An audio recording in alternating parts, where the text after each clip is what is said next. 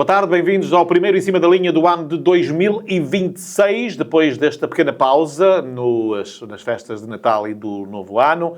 Cá estamos então de regresso, desejando desde já também, em nome do Santos Digital, um bom ano a todos os nossos seguidores. Paulo Sampaio é o comentador de Santos Digital que me acompanha neste primeiro programa do ano 2026, como habitualmente. Paulo, boa tarde, bom ano boa também tarde. para ti. E antes de mais também desejar a todas as pessoas um bom ano 2026, com muita saúde e depois... E dinheiro para gastos. Sim, para o dia a dia, se tivermos, já é bom. Já é bom. Mas principalmente a saúde, porque nós sem saúde não. Exatamente. E que as pessoas estejam bem, porque aquilo que vemos poderá ser um ano complicado, infelizmente, para a nossa sociedade. Os campeonatos de Portugal tiveram pausa, mas a Primeira Liga de Futebol Português, essa avançou, com o AVS a continuar exatamente igual no lugar que estava quando fizemos o último programa do ano 2025 e com os mesmos pontos.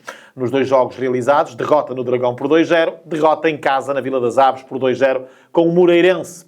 Um jogo em que a equipa do AVS voltou a realizar uma exibição bastante cinzenta. Muito complicada a situação da formação de João Henriques. 4 pontos ao fim de 17 jogos não auguram um futuro muito promissor para esta segunda volta. Estão 51 pontos em disputa, mas Paulo Sampaio, metade desses 51 pontos não chegam para a salvação direta. Podem chegar, mas... Pode ir provavelmente ao play-off. Mas mesmo assim é preciso ganhá-los. Sim. E não vemos, pelo menos não se tem visto, e o último jogo do passado sábado foi prova provada de que a equipa tem andamento para conseguir vitórias num futuro imediato. A não ser que haja uma mudança bruta nos próximos dias. E ainda podem chegar jogadores, não é? Adriel já veio, sim. Guarda-redes, Rony, pelos bichos também. Podem vir mais 3. Mais 3.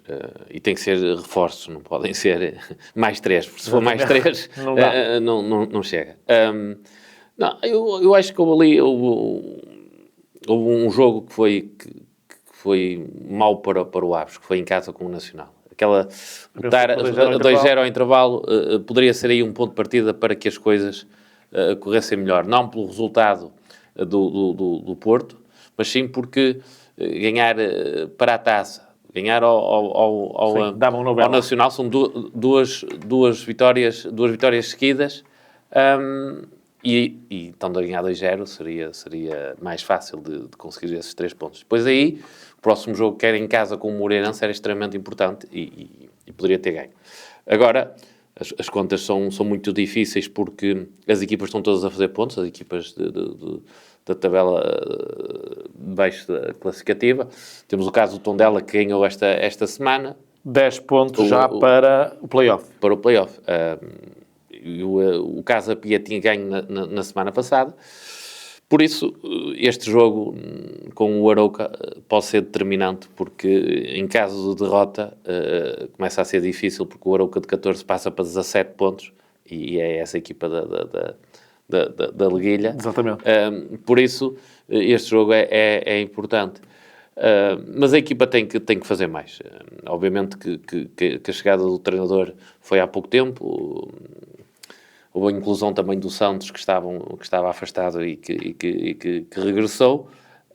Mas a equipa cria poucas situações de golo. Sei que não foi contra uma equipa qualquer. Era um Moreirense que está a fazer um excelente campeonato. Se vencer domingo, vai para quinto lugar em igualdade pontual com o Braga. E tem outro lado, que é esse Moreirense, mas também era um Moreirense que já não ganhava há 5 jogos. Exatamente. Ou seja, podia criar aí alguma dúvida na equipa do Moreirense, mas o Moreirense foi sempre superior ao Aves. E aí também quero destacar esse jogo e um jogador que é o Diogo Travassos. Quando se fala que se pode ir buscar alguns jogadores ao exterior por 15, 20 milhões, eu acho que os clubes portugueses têm que começar a olhar para dentro e depois de olhar para dentro... Também há muita qualidade. Acho que sim. Ou melhor, não tenho dúvidas que há. E falo até do Sporting por causa até de outro jogador. São 2 jogadores que na altura da formação eu via com alguma margem de progressão e que estão as coisas a correr até relativamente bem, que é o Afonso Moreira no Lyon. Está a ter as oportunidades e não sei Se hoje no Sporting, com as lesões de Kenda, de Pote e Jenny Catamo na cana, se não podia ter a oportunidade, como o Diogo Travassos faz um jogo excepcional na Vila das Aves. Por isso, acho que os clubes em Portugal têm que começar a ir buscar jogadores aos 3 grandes, no caso do Moreirense, mas também vice-versa. Os jogadores, os clubes chamados grandes, o Benfica está, pelo que vemos, a voltar a fazer isso. Foi buscar já o Estrela da Amadora, está em negociações com o André Luís do Rio Ave, porque há excelentes jogadores no Campeonato Português. E muitas das vezes vai-se buscar jogadores por 20 milhões e os jogadores não rendem aquilo que teoricamente vinham render. Quanto ao Aves, e voltando para fechar as contas, os 3 pontos. É obrigatório ganhar os jogos. Acho que todos os jogos o Aves tem que fazer pontos. Se não for os 3, pelo menos um, sempre.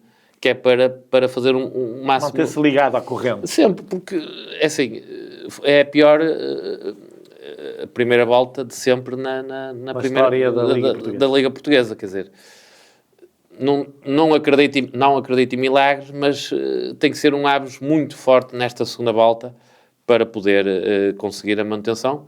Infelizmente estamos a falar disso. Já na época passada não foi fácil, e esta não está a ser, porque a equipa faz um jogo até relativamente bom, mas depois logo a seguir faz um jogo mau e as coisas não consegue fazer 2 jogos seguidos bons. Vamos ver o que é que esta segunda volta tem para dar, onde a margem de erro é diminuta. O ABS é então lanterna vermelha, 4 pontos em 17 jogos, fruto de 4 empates e 13 derrotas. Próximo fim de semana não há campeonato, em virtude da Final Four da Taça da Liga, com a final marcada para amanhã, para Leiria. O ABS volta a jogar de amanhã a 8 dias, às 6 da tarde, portanto sábado, véspera de domingo, dia de eleições. Recebe o Futebol Clube da Arouca, como disse Paulo Sampaio, a primeira equipa, a equipa que está em lugar de play-off. Em caso de derrota, as contas complicam-se praticamente de forma irremediável. Regressa o Campeonato de Portugal na Série A, com as 2 equipas do Conselho de Santo Tirso a jogarem amanhã. O Tirsense recebe o Bragança ao meio-dia. O jogo é em Vilarinho. O relevado Abel Figueiredo ainda não está apto para receber jogos. O jogo é ao meio-dia no Municipal de Vilarinho. O São Martinho vai jogar a Ponte de Lima às 3 da tarde, frente ao Limianos. Nas outras partidas, Mirandela-Machico às 11 da manhã, Chaves B Vianense às 3, Celuricense-Vilaverdense também às 3, Ribeira Braba-Camacha e Monção Brito igualmente às 3 da tarde. Paulo Sampaio, um jogo onde o Tirsense tem que vencer para continuar esta senda de bons resultados e aproximar-se ainda mais dos 2 primeiros lugares da tabela classificativa. Primeiro falar só do horário do jogo.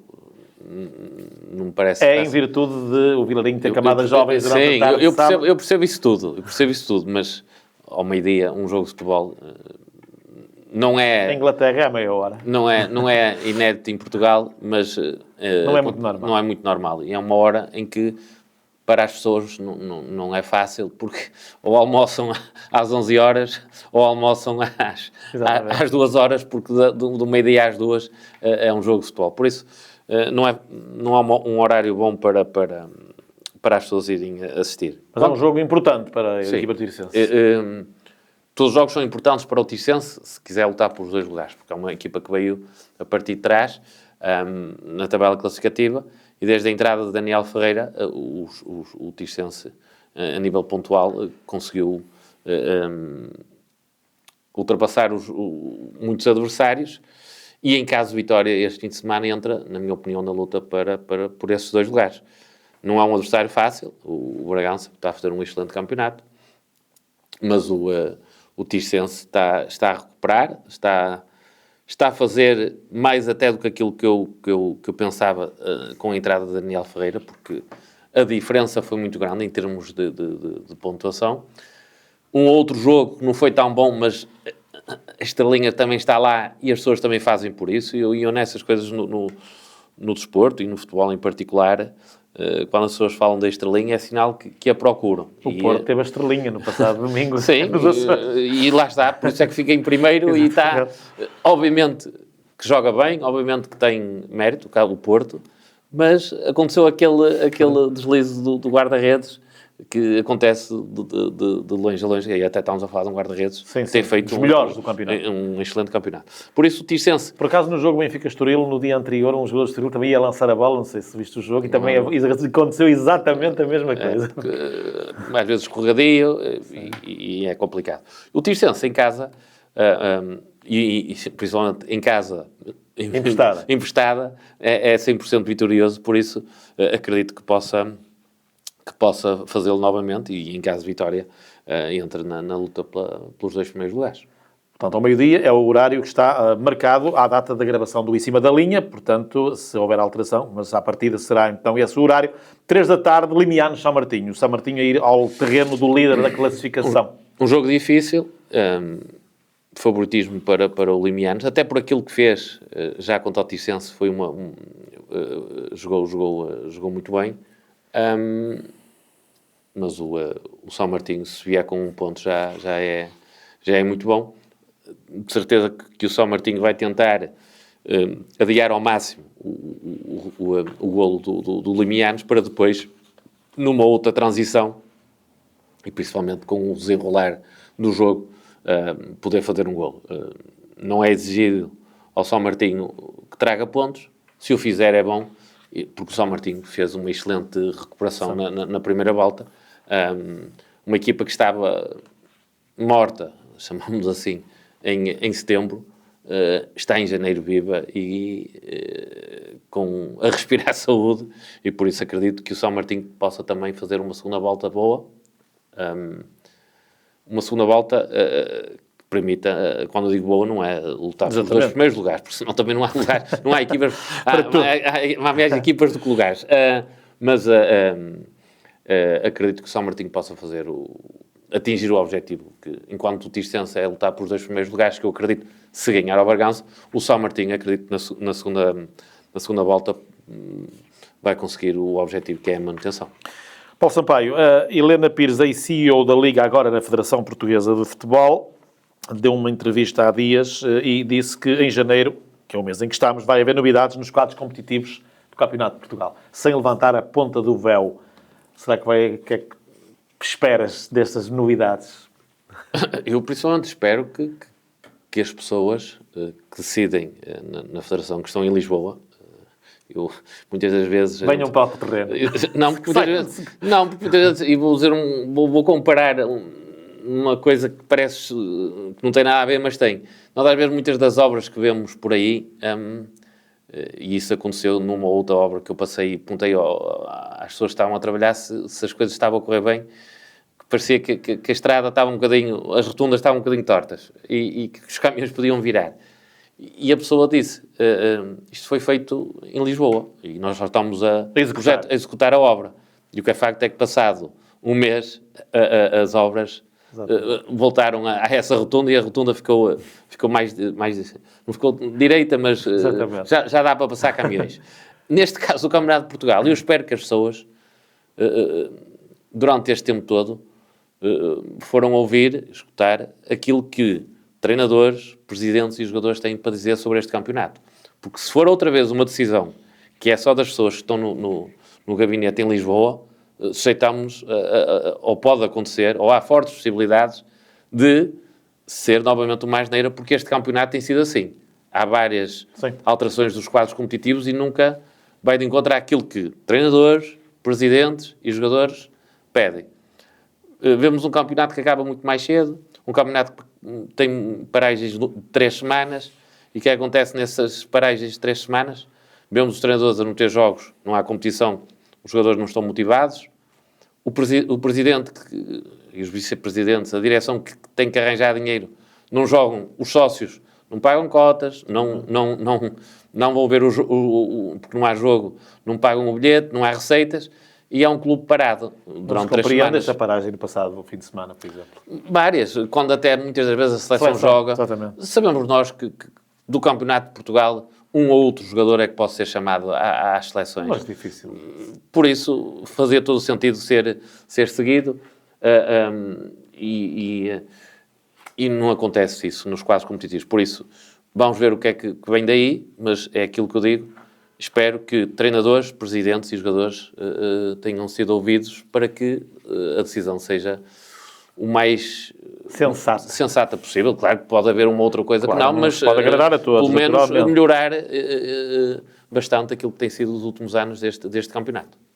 Avançamos para a Hyundai Liga Pro. O Futebol Clube de Vilarinho continua com a lanterna vermelha na mão. Perdeu na deslocação ao terreno do Aliança de Gandra por 2-0. Nos outros resultados, Maia 0, Nogueirense 0, Lousada 1, Foz 1, Pedras Rubras 1, Aliados 0, Vila Caís 3, Lixa 1, Sousense 2, Canidelo 0, Boa Vista 2, Coimbrões 2, Avintes 1, Irmesinde 0, Gondomar 1, Rio Tinto 1 e o já citado Gandra 2, Vilarinho 0. Lidera o Sousense, 36 pontos, seguido do Gandra com 33. O Vilarinho está com a lanterna vermelha, tem 7 pontos, Paulo Sampaio, e está já a 10 pontos do primeiro lugar acima da linha d'água, se é que o quinto classificado não desce. Sim, depende das descidas do campeonato. Porque se descer, está já a 12 pontos. Sim, 10 ou 12. Esses 2 pontos até não é... Não é.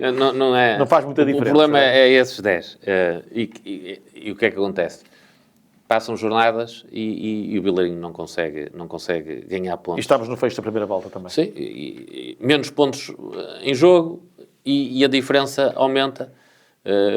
Marcos Nunes entrou bem em termos pontuais, pelo menos conseguia sempre um ponto, e os últimos jogos não deram seguimento a esses empates. O campeonato é bom, as equipas são fortes e o Vilarinho precisa ter mais qualidade no seu plantel. Se isso não acontecer, infelizmente, poderá o Vilarinho descer de divisão, o que é sempre de lamentar, não ao fim do mundo, porque se descer no próximo ano... Como dizia o outro, alguém tem que descer, alguém tem que subir. Não é aí que está o problema. Agora... Sabíamos que era difícil, o início da época foi complicado, o orçamento baixou e é baixo relativamente às outras equipas, diminuiu a qualidade, logo a dificuldade no campeonato está à vista de toda a gente. Por isso vai ser uma segunda volta muito complicada para o Vilarinho, em que o aspecto da descida poderá estar presente ao longo da segunda volta. Que joga com o adversário direto nesta jornada com a Boa Vista SAD. O Roriz venceu na divisão de elite, a Associação de Futebol do Porto, recebeu e bateu o Citânia de Sanfins por 1-0 no jogo que fechou a primeira volta desta divisão de elite da Associação de Futebol do Porto. Na frente, o Baião foi a Gaia, bater os Dragões Sandinenses por 3-1 e lidera com 6 pontos de avanço sobre o segundo classificado, que é o Friamundo, que venceu o Águias de Eiris por 2-0. Sobrado 2, Gens 1, São Lourenço do Douro 0, Valonguense 0, Leverense 3, Rio Moinhos 2, Nuno Álvares 1, Lagares 1 e Termas São Vicente 0, Várzea do Douro 0. Já tem 10 pontos de avanço o Baião sobre o terceiro classificado, que é a equipa que não sobe, o Friamundo, depois de Vitorino Antunes ter tomado conta da equipa, fez uma recuperação também espetacular, está já no segundo lugar com 29 pontos. O Roriz mantém-se ali no 10º lugar com 18 pontos. E domingo há derby, frente ao Águias de Eiris, às 3h30 da tarde. Paulo Sampaio, Nuno Silva consegue manter a equipa fora dos lugares de descida, embora a distância não seja muita, são 3 pontos, mas está fora desses lugares. Não é? Sim, e ao longo desta primeira volta, o Roriz está sempre fora dos lugares de descida. O que é a margem é que é sempre diminuta. 3 pontos, depois é 5, depois é 3, depois é 2. Mas mantém-se sempre ali. E tem a ver um bocadinho com aquilo que nós já temos falado aqui, que é fazer 2, 3 vitórias seguidas. E se o Vilarinho as fizer, consegue aumentar essa distância. Tem dificuldade em fazer, é capaz do melhor e depois também do pior, é algo irregular. E equipas que sejam irregulares conseguem sair debaixo da tabela classificativa. Por isso, de certeza que vai ser um bom jogo no domingo. Em caso de vitória, penso que o Roriz tem tudo para depois fazer uma segunda volta tranquila. Em caso de derrota, voltamos outra vez a dizer que vai ser difícil, vai ser uma luta até ao fim. Por isso, estamos à espera das 2, 3 derrotas seguidas para o Roriz acalmar um bocadinho. Na primeira divisão distrital da Associação de Futebol do Porto, destaque para a vitória do Tirsense B no terreno do Termas São Vicente B. 2-0 foi o resultado. O Monte Córdoba foi a Frazão golear por 4-1, enquanto no derby concelhio o Refojos venceu a formação do Sequeiró por 4-1 também. Na classificação comanda o Calçada, 28 pontos. O Tirsense B está em franca recuperação. A equipa está no quarto lugar, soma 22 pontos. O Monte Córdoba é sétimo com 18. O Refojos o Refojos exatamente é 11º com 11. O Sequeiró é décimo. Neste caso, inverti, com 13 pontos. Paulo, algum destaque aqui? Dizer que o Tirsense está a ter a recuperar comportamentos de equipa de lutar por os lugares cimeiros, a fazer uma boa recuperação. Essa recuperação também tem sido feita pelo Monte Córdoba, que depois da mudança do seu treinador as coisas têm corrido muito bem. Já tem 18 pontos, já são 6 vitórias. Curiosamente, é a única equipe que ainda não empatou no campeonato, a par de Carvalhosa. 6 jogos, 6 vitórias, 6 derrotas. 6 derrotas. A última derrota tenha sido com o primeiro classificado, penso 1-0.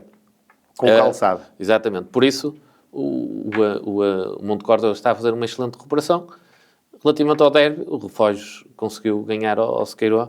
O Refojos também estava a precisar de uma vitória para animar um bocadinho. Por isso, vamos ter um ano de 2026 em que as equipas de São Tirso, a continuarem como acabaram e como iniciaram, podem fazer uma gracinha neste campeonato, porque no caso do Tirsense está próximo dos primeiros lugares, do primeiro, está-se a aproximar, e no caso do Monte Córdoba, não digo o ficar em primeiro, o que eu digo pode ficar nos 5 primeiros e já é muito bom para o Monte Córdoba. Este fim de semana joga-se mais uma jornada, a 14, com o Sequeiró Leões da Ceroa, Tirsense B Frazão e Codessos Refojos folga a equipa do Monte Córdoba, precisamente.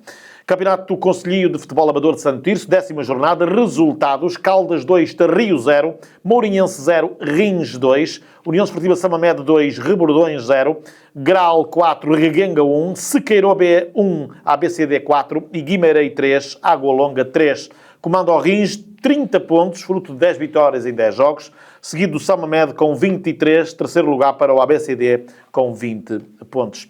Na divisão de honra de handball, o campeonato regressa este fim de semana, depois da paragem natalícia, para o dia de amanhã, ou melhor, o campeonato regressa exatamente este fim de semana com o Chico Handball Ginásio Clube de Santo Tirso. O jogo começa às 6 da tarde. Recordo que o Ginásio Clube de Santo Tirso está no segundo lugar, com 34 pontos, vai defrontar o 7º classificado, que tem 26, que é a formação do Chico Handball. No voleibol, apenas 2 jogos, nesta 13ª jornada da principal liga do voleibol português. O Clube K 0, Benfica 3 e o Alano Nalves 3, Ginásio de Santo Tirso 0. A formação de Santo Tirso continua na penúltima posição, 11º lugar, apenas com 3 pontos conquistados. Para amanhã, a equipa de Santo Tirso desloca-se aos Açores, a São Miguel, para defrontar o Clube Queiroz, mais conhecido por Clube K. O Clube Desportivo das Aves destaca-se na liderança da Liga Trust, estou a falar de futsal. A formação Avense recebeu e bateu o Miramar por 5-2, bateu de forma clara a equipa do Miramar, que há várias jornadas vinha colado à formação Avense, repartindo a liderança do campeonato. Apesar da equipa da casa ter entrado a perder por 1-0 e também por 2-0, partiu por uma vitória sem contestação. Por isso, no sábado passado, os Avenses tiveram um duro teste à sua liderança, facto que foi ultrapassado com distinção depois de impor uma clara derrota à formação de Gaia por um concludente, como eu disse, 5-2. Com esta informação de futsal, terminamos a primeira parte do Em Cima da Linha. Na segunda parte, temos um convidado. Abrimos com chave de ouro o ano 2026 no que toca a entrevistas. Fique por aí porque o professor Neca é o meu convidado para a segunda parte.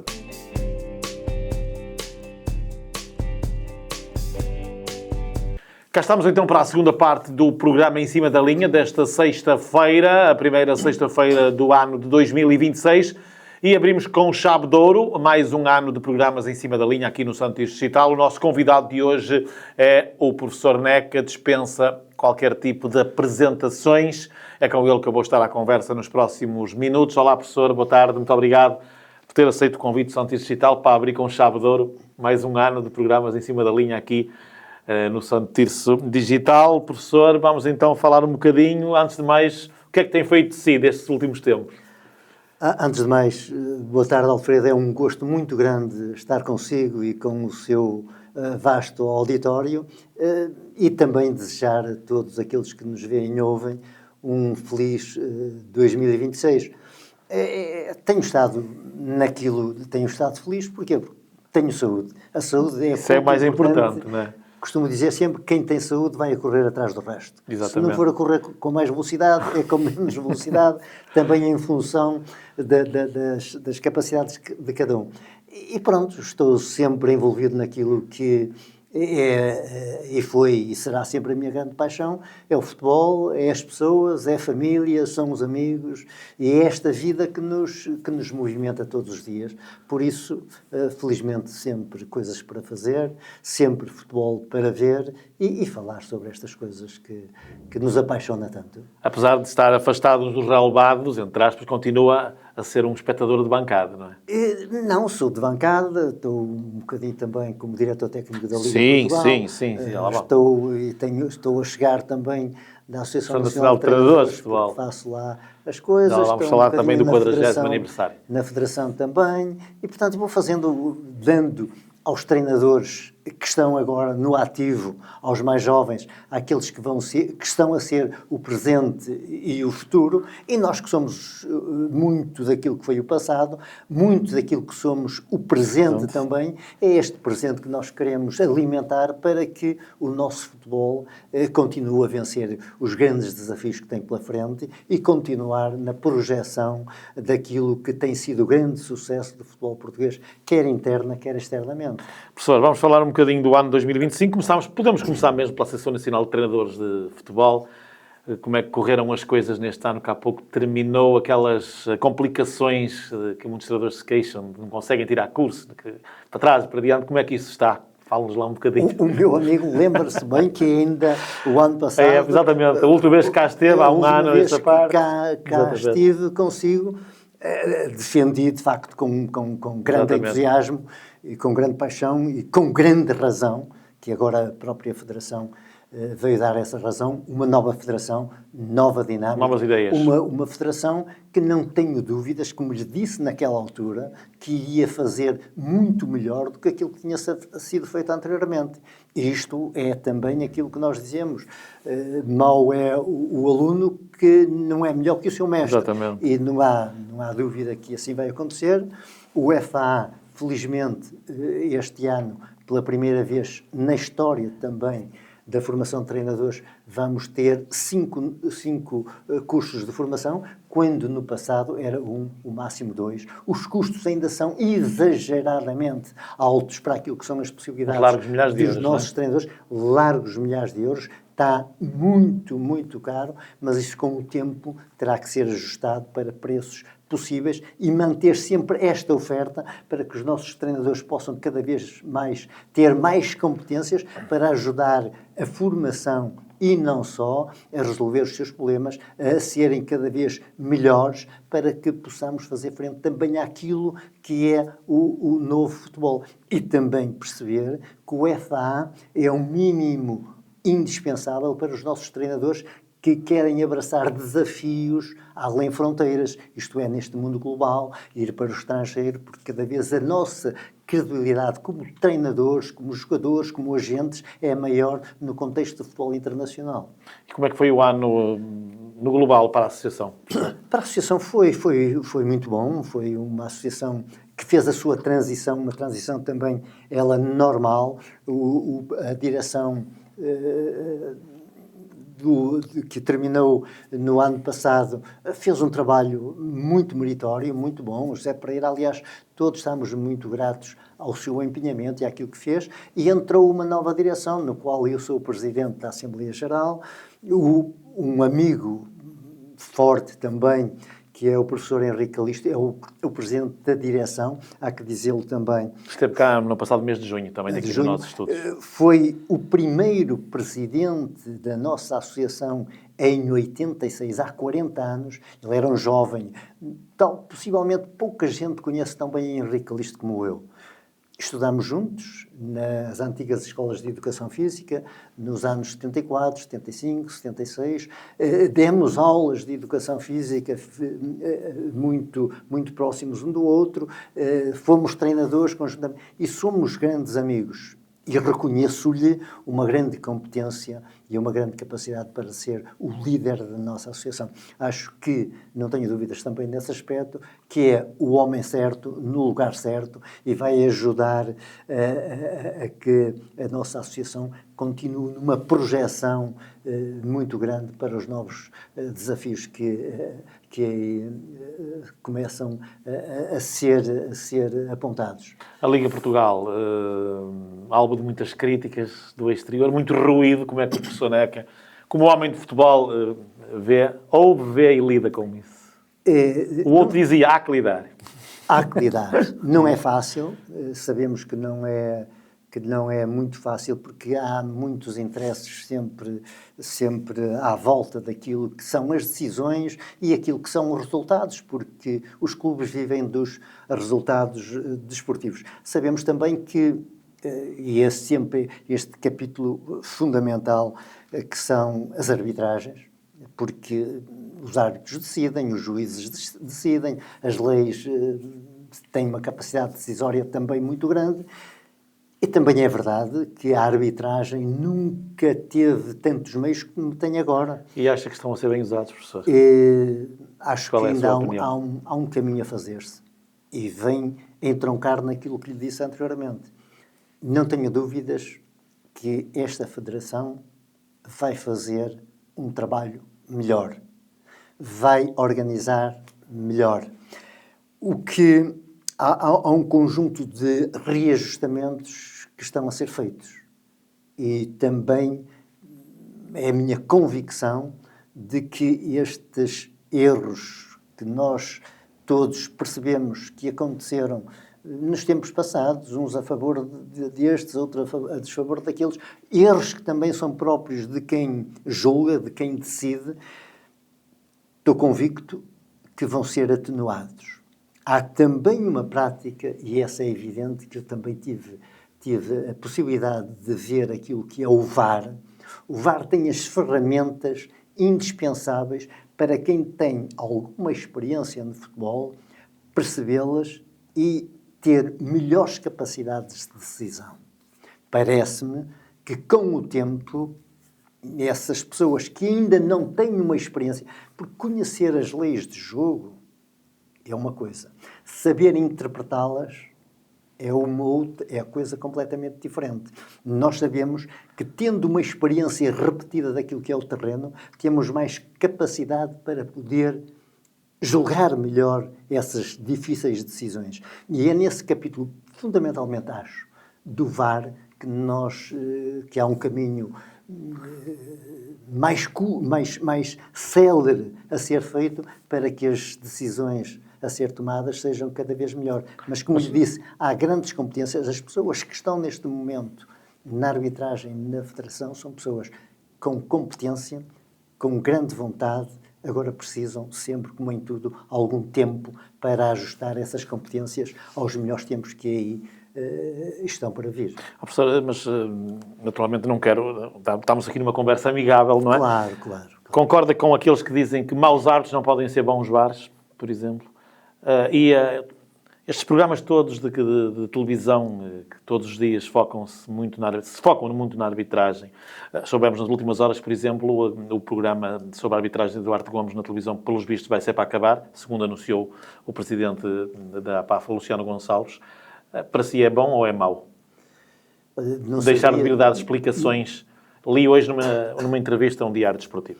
Em minha opinião, acho que Duarte Gomes estava a querer transmitir...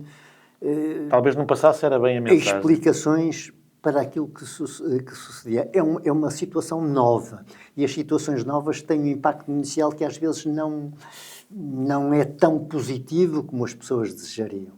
Parece-me que em todas as coisas é sempre importante explicar às pessoas dar uma satisfação. As regras, as leis, a satisfação, perceber, não ficar escondido para que dê possibilidades às outras pessoas que muitas vezes não entendem o fenómeno, tenham um falatório e uma amplitude de ruído bastante maior. Acho que Duarte Gomes era uma pessoa do futebol, um árbitro credenciado e que poderia ajudar a atenuar esses ruídos e dar explicações para que as pessoas se sentissem mais confortáveis em relação àquilo que é humano, que é o erro de quem decide. Concordo então com aquela velha máxima que houve alguém que disse aqui há uns dias, que por acaso achei piada, que no futebol há 3 resultados: a vitória, o empate e a culpa do árbitro. Sabe... Por acaso nunca tinha ouvido e achei piada. Eu vou-lhe contar também esta, não sei se já ouviu, e foi na primeira pessoa. O José Maria Pedroto, eu tive a sorte, ao longo deste trajeto, de privar com muita gente, desde Pedroto, Fernando Vasco, já lá vão, Mário Wilson, Artur Jorge, enfim, e toda essa grandes nomes. E uma altura fui ver o Vitória de Guimarães fora, com o Pedroto. E leio as declarações do Pedroto a cair em cima do árbitro. Este árbitro, o Vitória, nessa época, ganhou todos os jogos, salvo erro, em Guimarães. Todos. E fora, empatou um ou outro, mas perdeu quase tudo. E então ele desanca no árbitro. A altura qualquer, eu dava aulas na Escola Francisco Holanda em Guimarães, disse... Estávamos a conversar um bocadinho, e ele gostava de conversar, é um homem de excelência.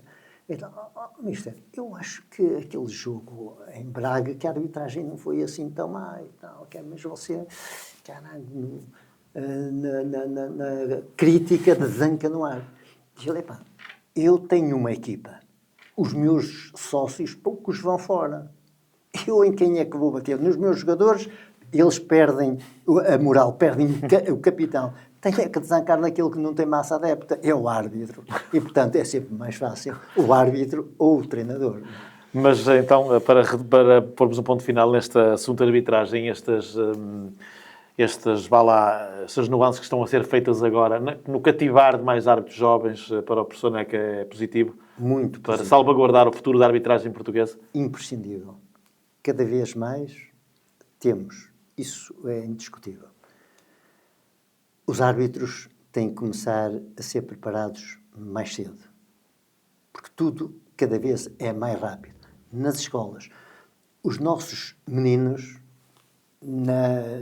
dos 5, 6, 7, 8, 9, 10 anos, têm que começar a lidar mais com o movimento. Você sabe que as novas tecnologias prendem muito as crianças em casa. Sim. Portanto, temos cada vez mais uma dificuldade motora que é gritante. E essa aprendizagem do movimento cada vez mais cedo é importante para termos e fazermos face àquilo que é a transformação também das competências dos jovens, da formação no futebol e na arbitragem também. Porque se chegarem mais tarde, mais dificuldades vão ter. E quando chegar ao profissionalismo, se não tiver um caminho já longo, os erros vão ser maiores. Indispensável, é importante esse trabalho cada vez mais cedo. Professor, 2025, o que é que o marcou mais? Olha, aquilo que me marcou, e eu sou sempre um homem otimista, de grande confiança, foi, sem sombra de dúvida, foi importante vencermos a Taça das Nações, a Liga das Nações, com a nossa seleção A, mas ainda mais importante do que isso, foi sermos campeões do mundo sub-17. Eu digo, mais importante do que vencer a Liga das Nações. Porquê? Porque desde 89 em Riad, 91 em Lisboa, que tínhamos sido campeões do mundo com a seleção sub-20, nunca mais fomos campeões do mundo no futebol. Em nenhum escalão. Em nenhum escalão.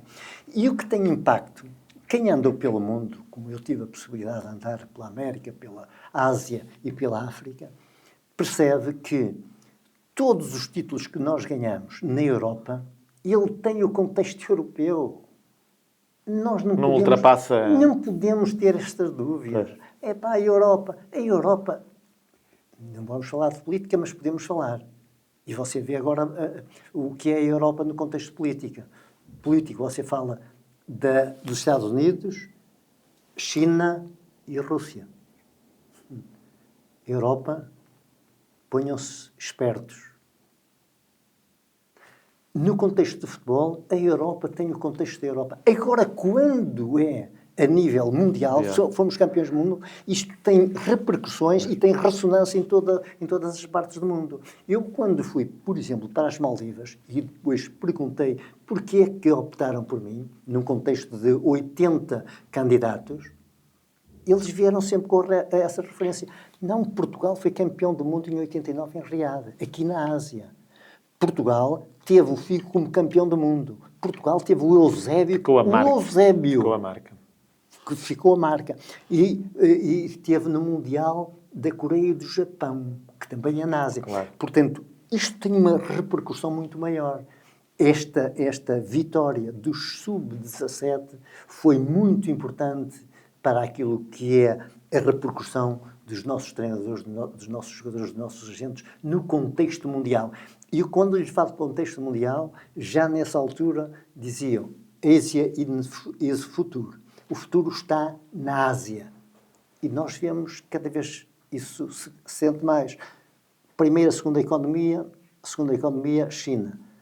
Japão, Índia. Já ultrapassaram, tem claro, os Estados Unidos e um bocadinho da Alemanha. Mas 3 das 5 maiores potências económicas estão na Ásia. E cada vez isso se vai definir mais. O impacto do nosso futebol, por isso a ida de Cristiano Ronaldo, a ida de outros nossos jogadores, fundamentalmente para a Ásia, é muito importante. A China é um mercado extremamente importante para Portugal. A Índia, que eu lá estive, e tive a sorte de ganhar a Durand Cup, que é a competição mais antiga da Ásia. A Durand Cup é a competição mais antiga da Ásia. A Índia vai ser também um polo importante para os nossos treinadores e para o nosso futebol. Por isso, acho que foi muito importante essa conquista dos nossos sub-17. Parabéns à equipa técnica, aos jogadores, a toda a estrutura, à própria federação que apoiou e apoia. E como diz e bem o Pedro Proença, que foi um árbitro de excelência, habituem-se que nós vamos continuar a ganhar. Oxalá que não consigamos perder este bom hábito. A nível interno, professora, o ano fica marcado pelo desaparecimento de Jorge Pinto Costa, de Jorge Costa e também de Diogo Jota e do irmão André Silva. Esse é o grande lado que nos fica a doer muito. Que foi natural, foi um homem que fez história no futebol português e no Futebol Clube do Porto e no futebol mundial. Natural pela idade, pelo tempo, pelo percurso, de facto, foi sublime. Mas o grande choque foi, e estamos aqui nas Aves, um homem que contribuiu tanto para a subida do AVS à Primeira Liga, um homem que nos deu tanto ao Futebol Clube do Porto, à seleção, e uma imagem de grande homem. Eu tive também a sorte de ter estado com ele no Mundial da Coreia do Japão. Era um homem com uma energia enorme, mas era um homem bom, um homem fantástico. Ninguém dizia mal do Jorge Costa. O Jota era um menino, um jogador, um talento, e desaparecer desta forma brutal com o seu irmão é uma coisa que despedaça o coração de qualquer pessoa. Então, quem está ligado ao futebol, ver uma partida tão trágica deixa-nos sem fala. Antes de passar para o que é que espera deste ano 2026, para falar em AVS, as coisas este ano estão muito complicadas, professor. Temos que admitir que 4 pontos ao fim da primeira volta é manifestamente pouco. O futebol tudo é possível, não é? Mas há 51 pontos em disputa nesta altura e o AVS, metade desses 51 não chegam, com certeza, para ficar na Primeira Liga. Tem que fazer mais de metade. Metade quase que chegaria. Quase. É difícil, é como você diz. Há 2 clubes que estão a fazer 2 épocas anormais, o que é também próprio de futebol. Um pela positiva, outro pela negativa. Um pela positiva, o Futebol Clube do Porto, por isso leva 7 e 10 pontos dos 2 principais concorrentes. De facto, é uma época excepcional. Nada a dizer e poderemos conversar sobre isso. E o Aves. O Aves é o nosso Aves. Sim. O Aves da Vila das Aves, o Aves do Concelho de Santo Tirso. Portanto, porque se sempre mistura com aquilo que é o passado, o presente e aquilo que será o futuro. E você sabe também por experiência feita, e também o sei por experiência feita, que o Aves está à distância de uma vitória. Porque é frustrante, é difícil para estes jogadores, para os seus treinadores, para a massa adepta, sentir que passaram uma volta sem qualquer vitória. Isso é doloroso. Se uma vitória surgir, eu lembro, e o meu amigo também se lembra certamente, do Rio Ave, na década de 90 do século passado, estava numa situação semelhante. E é curioso que mandou o treinador embora, creio que era até Henrique Calixto, salvo erro, se a memória não me falha. Não sei quem é. E alguns dos melhores jogadores, ou dos mais caros, supostamente. Exatamente. Alguns dos supostos melhores jogadores e dos mais caros por razões económicas, porque iam descer de divisão, já o tinham praticamente assumido, e foi o Carlos Brito que tomou conta da equipa e as coisas, e ganhou. E depois ganhou a seguir. E depois ganhou a seguir. E voltou a ganhar, e não sei o que é, e acabou por ficar na primeira divisão. A mensagem, porque eu gosto muito do Aves, desta vila, desta terra, destas pessoas, do Concelho de Santo Tirso, onde fui essencialmente muito feliz, e eu olho sempre para estes lados da felicidade. É difícil, é muito difícil, mas é possível. Porque estes jogadores, eu ainda vi o último jogo com o Moreirense, que o Moreirense é uma equipa boa, joga muito bem estruturada, muito bem organizada, mas já vi jogos que o Aves poderia ter ganho. Percebe? Houve um jogo que esteve a ganhar 2-0 em casa, com o Nacional. Há 15 dias atrás. Percebe? E faltou-lhe essa pontinha daquilo que também é necessário antes do futebol, da sorte para poder ganhar. Eu estou convicto que os jogadores, os treinadores, a direção, toda a estrutura tem muita mais qualidade do que estes 4 pontos representam. Por isso, faço aqui um incentivo e um apelo. Continuar a trabalhar da forma séria como estão a trabalhar e se uma vitória surgir rapidamente, o impossível pode se tornar possível. Estamos a falar de futebol e futebol nunca atirar a toalha ao chão. É difícil. Sim, senhora, é possível. Muito bem. Até porque esta sociedade desportiva está a fazer um trabalho que é notável. Eu olho para as instalações desportivas, progressivamente têm melhorado sempre. O que isso traz sempre um horizonte mais largo para aquilo que é o presente e para aquilo que é o futuro. O futuro nunca se apaga numa época. Eu recordo-me que há 40 anos, nesta época, 85, 86, precisamente há 40 anos, nós estávamos pela primeira vez na primeira divisão. Em 16 clubes, nós ficamos em 13º. E pela primeira vez, houve 3 clubes que desceram diretamente e nós fomos à liguilha. E acabamos por cair na liguilha. Exatamente. Mas isso não deixou de o Aves regressar novamente à primeira divisão. Silvino era guarda-redes. Exatamente, Silvino. E Marconi e Ponta de Lança. Marconi e Ponta de Lança. Saudades que tenho do José Augusto, Silva. dos Silvas, enfim, do Luís Filipe, do Vasco, de toda essa do Canário, dessa gente toda. Vim ver aqui um jogo, Aves Futebol Clube do Porto, o seu Desportivo das Aves teve a vencer por 1-0 e depois perdeu por 2-1. 2-1. Com o segundo gol do Porto ser montado pelo Fute. Exatamente. Boas memórias. E o Porto viu-se aflito. O Jorge, no final, disse-me isto: pá, eu vi-me aqui aflito. Eu vi que não levávamos daqui os dois pontos. Os 2 pontos, na altura era 2 pontos. Era 2 pontos. Éramos uma equipa muito corajosa.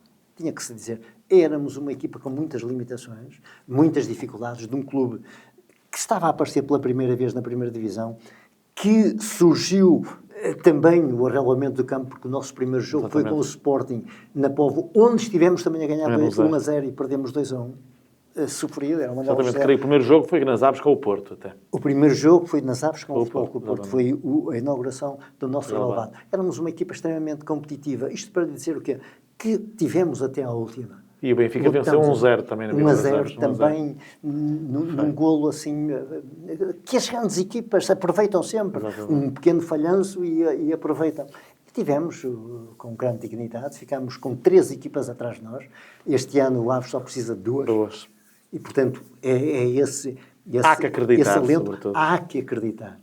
Se uma vitória surgir rapidamente, o Aves vai conseguir outra vitória. E quando conseguir 2 vitórias consecutivas, as coisas podem, o sol pode aparecer novamente. O que é importante é que os seus profissionais continuem a trabalhar com o mesmo entusiasmo, com o mesmo lavor, que a massa adepta continue a apoiar, continue a dar o carinho aos jogadores e a todos que estão, e que se envolvam com entusiasmo, com crença, porque no futebol tudo é possível. Professor, o que é que espera de 2026? Em todos, a Associação Nacional de Treinadores de Futebol, já nos falou aí que as coisas estão para durar e melhorar, não é? Também. Mas, sobretudo, o que é que espera para 2026, além da saúde, como frisou na abertura da nossa pequena conversa? Olha, temos agora, no dia 14... Exatamente. Podemos aproveitar já para falar nisso, o 40º aniversário, não é? O 40º aniversário, vamos fazer um jantar à altura da dignidade dos treinadores de futebol português, à dimensão que tem tido na Alfândega do Porto. Não, dos Cruzeiros, como é que se chama? Em Matosinhos, que é um sítio lindíssimo. Falha-me agora o nome, mas pronto. Nos estaleiros de Leixões, de Matosinhos, onde há o desembarque dos Cruzeiros, que é um sítio lindíssimo. Vamos ter um jantar onde vai ser uma coisa chique, como se costuma dizer. Não, a Ministra do Desporto estará presente, o Presidente da Federação também lá irá depois do jogo Porto-Benfica, que é como às sabe, 20h45 dessa noite. Jogo muito importante. O selecionador nacional não poderá estar presente porque está nessa altura nos Estados Unidos a ver os locais onde a seleção de Portugal vai ficar, onde serão homenageados alguns dos nossos treinadores e, portanto, onde vai ser um marco de 40 anos de trabalho árduo que deu um crescimento muito grande à nossa associação, porque alguns, o professor Henrique Calisto, eu, José Pereira e muitos outros, já vínhamos daquilo que era o simbolo, a outra estrutura associativa que deu ligação depois àquilo que é atualmente a ANTF, com 40 anos de vida e uma vida que vai continuar a ser uma vida feliz. Depois, para o futebol, vamos ter marcas muito importantes. Então, vamos ter um campeonato nacional que se desenha aí, temos já aqui a Final Four esta semana em Leiria, que é sempre... Que é a final este sábado. Os meias finais serão já, começam amanhã, com o Vitória, pela primeira vez, e é o nosso vizinho, que nós gostamos de uma forma muito especial. Embora é uma rivalidade entre a Vila das Aves e Guimarães, mas é uma rivalidade saudável. É saudável, boa, por isso é que os clubes crescem, é por esta rivalidade, por estas coisas que cada um puxa para o seu lado, querem que os seus clubes ganhem. É um Vitória com o Sporting e depois amanhã... Braga-Benfica. Braga-Benfica. já é um início de um ano em que se disputa mais um troféu e depois temos ainda a segunda volta de um campeonato com equipas envolvidas nas competições internacionais, como é o caso do Futebol Clube do Porto, que está muito bem posicionado, o Braga muito bem posicionado, um Sporting muito bem posicionado, um Benfica que corre atrás ainda da possibilidade, tem possibilidade, que seria muito importante. Muito importante. Porquê? Porque nestes 4 clubes reside a esperança de nós podermos subir ao 6º lugar no ranking da UEFA para poder ter acesso... O 3º lugar poderá dar a pré-eliminatória da Liga dos Campeões. O que é muito... parece que é de só menos importância, mas se vermos em Inglaterra, o 5º classificado vai, portanto...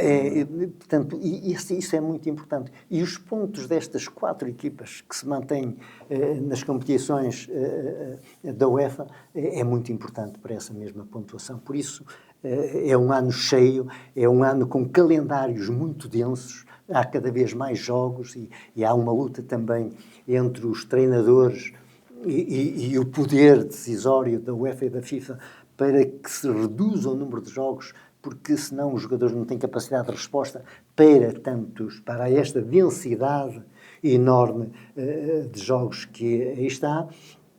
E depois temos, além disso, uma Taça de Portugal, com já no dia 14, no dia do nosso aniversário, de um Porto-Benfica, que é um clássico sempre do futebol português, é uma final antecipada, e depois um campeonato a disputar necessariamente com um Porto confortável, forte, à frente deste campeonato, mas como se disse, ainda é cedo, mas que este Porto é um Porto que se recomenda bem, e depois teremos aquilo que todos nós desejamos na América, no México e no Canadá, o Mundial que todos nós desejamos, que o Mundial de 66, passados 60 anos, seja batido em termos da melhor classificação. Porque a nossa melhor classificação em mundiais reside ainda em 66, no tempo do Sr. Eusébio da Silva Ferreira e de alguns jogadores que ainda são vivos, o caso do José Augusto e Simões, que sou bom amigo, pelo menos, desses dois, que ainda estão vivos, felizmente, e são a prova viva da vitalidade do nosso futebol. Portanto, era importante, como disse, que nós, na América, pudéssemos estar na final. Eu já podia na final do Campeonato de Clubes. Muito bem. Professor, para terminar, o Tirsense esta semana comemorou 88 anos. Uma palavra também, já falou do Desportivo das Aves, para o Tirsense, que também foi um clube que o professor representou e com muito sucesso. O Tirsense, os Jesuítas, é um clube de coração. Falando de aves, eu tive o cuidado de falar sempre no Conselho de Santo Tirso. Exatamente. As coisas estão ligadas. A rivalidade fortíssima, mas pontes contínuas entre estes dois clubes. E o Tirsense, 88 anos, as raízes estão lá. E eu tenho essa esperança de que ainda vou ver o Tirsense não só no futebol profissional, mas na Primeira Liga.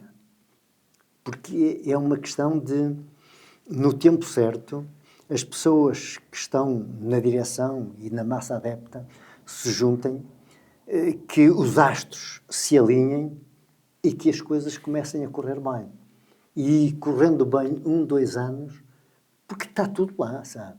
A cultura de clube está lá. Porque eu cheguei a ver jogos na 3ª divisão do Tirsense com 5, 6 mil pessoas. Portanto, isto não é fácil, às vezes em jogos da Primeira Liga.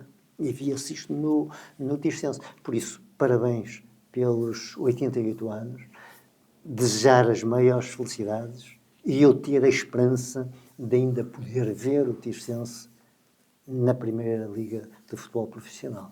Professor Neck, muito obrigado pela sua presença, muitas felicidades para este novo ano. Eu é que agradeço. E vamos falando por aí, sempre em contacto, como diz o meu amigo. Muito obrigado, foi um gosto recebê-lo aqui no estúdio Santo Tirso Digital. Esta entrevista do primeiro em cima da linha do ano de 2026 com o professor Neck são as despedidas, em meu nome, em nome do meu convidado, o Manuel Gomes, mais conhecido no mundo do futebol pelo professor Neck, e do Paulo Sampaio. A continuação de uma ótima tarde, noite de sexta-feira, de um bom fim de semana, até para a semana, se Deus quiser.